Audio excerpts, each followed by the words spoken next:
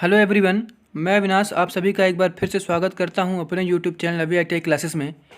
आज से हम आपके लिए एक नई सीरीज़ ला रहे हैं जिसमें से आपको railway group D, NTPC, loco pilot एवं समस्त कंपटीशन परीक्षाओं के लिए उपयोगी प्रश्न, जिसमें से प्रतिदिन आपको 20 प्रश्न करने को मिलेंगे।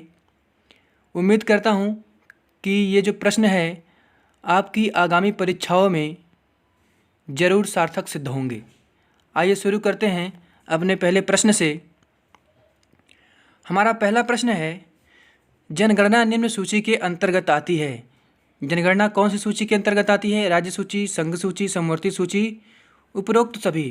तो जनगणना आपकी आती है संघ सूची के अंतर्गत। अगला प्रश्न है, भारत का संविधान भारत को निम्न रूप में वर्णित करता है।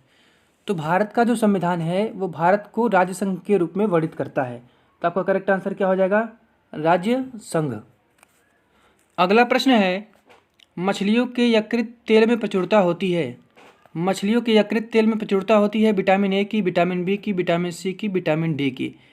तो कौन सा विटामिन होता है? Vitamin D. आपका करेक्ट आंसर क्या हो जाएगा? Vitamin D. अगला प्रश्न है, तुलबुल परियोजना स्थित है कावेरी नदी, सिंधु नदी, झेलम नदी, सतलज नदी। तो आपका करेक्ट आंसर क्या हो जाएगा? झेलम नदी। महिला दिवस मनाया जाता है। महिला दिवस किस दिन को मनाया जाता है? 8 मार्च को। तो आपका करेक्ट आंसर क्या हो जाएगा? 8 मार्च।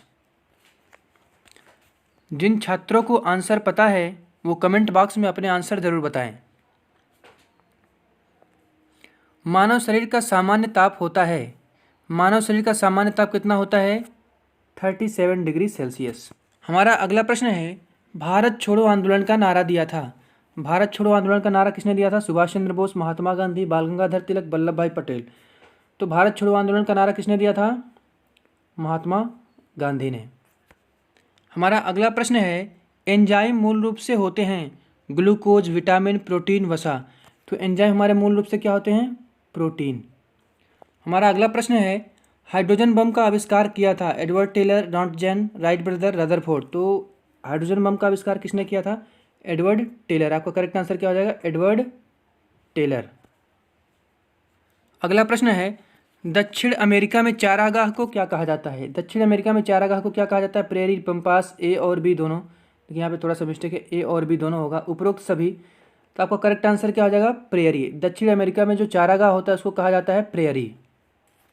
अगला प्रश्न है, मोस्ट इंपॉर्टेंट प्रश्न, भारतीय राष्ट्रीय कांग्रेस के प्रथम मुस्लिम अध्यक्ष थे अब्दुल गफ्फार खान, लियाकत अली, बदरुद्दीन तैयबजी, इनमें से कोई नहीं। तो आपका जो करेक्ट आंसर हो जाएगा वो हो जाएगा बदरुद्दीन तैयबजी। हमारा अगला प्रश्न है, आर्थिक अपक्षय सिद्धांत के प्रतिपादक थे।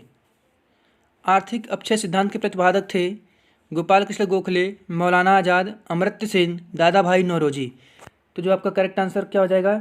दादा भाई नौरोजी। आर्थिक अपक्षय का सिद्धांत किसने दिया था? दादा भाई नौरोजी ने।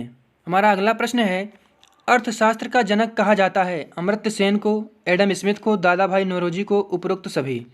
तो आपका करेक्ट आंसर क्या हो जाएगा? Adam Smith. अर्थशास्त्र का जनक किसे कहा जाता है? एडम स्मिथ को। हमारा अगला प्रश्न है, मोनाजाइट अयस्क है थोरियम का, यूरेनियम का, एल्युमिनियम का, प्लूटोनियम का। तो आपका करेक्ट आंसर क्या हो जाएगा? थोरियम का। मोनाजाइट किसका अयस्क है? थोरियम का।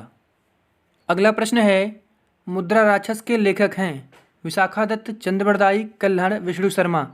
तो आपका करेक्ट आंसर क्या हो जाएगा? मुद्रा राक्षस के लेखक कौन है? विशाखा दत्त। हमारा अगला प्रश्न है, राष्ट्रीय समुद्र विज्ञान संस्थान स्थित है केरल में, महाराष्ट्र में, गोवा में, तमिलनाडु में। तो आपका करेक्ट आंसर क्या हो जाएगा? गोवा। हमारा अगला प्रश्न है, चक्रवात आता है उच्च दाब के कारण, निम्न दाब के कारण, मध्यम दाब के कारण, इनमें से कोई नहीं। तो चक्रवात जो आता है आपका किसके कारण आता है? निम्न दाब के कारण आता है। तो आपका करेक्ट आंसर क्या हो जाएगा?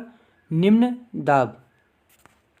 हमारा अगला प्रश्न है, 1556 में पानीपत की दूसरी लड़ाई हुई अकबर और हेमू के बीच, बाबर और पृथ्वीराज के बीच, बाबर और मोहम्मद गौरी के बीच, अकबर और महाराणा प्रताप के बीच।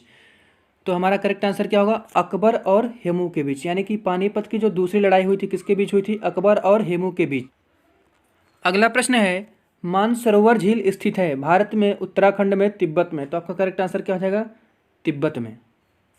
हमारा आखिरी प्रश्न है, चोल राजाओं की राजधानी थी, चोल राजाओं की राजधानी थी उज्जैन, काशी, दौलताबाद, तंजौर। आप सभी छात्रों से अनुरोध है, जिन छात्रों को इस प्रश्न का आंसर पता है वो अपने आंसर को कमेंट बॉक्स में ज़रूर बताएं।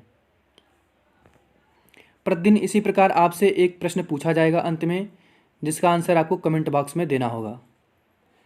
धन्यवाद, आज के लिए इतना ही। फिर मिलते हैं नए वीडियो के साथ। जय हिंद।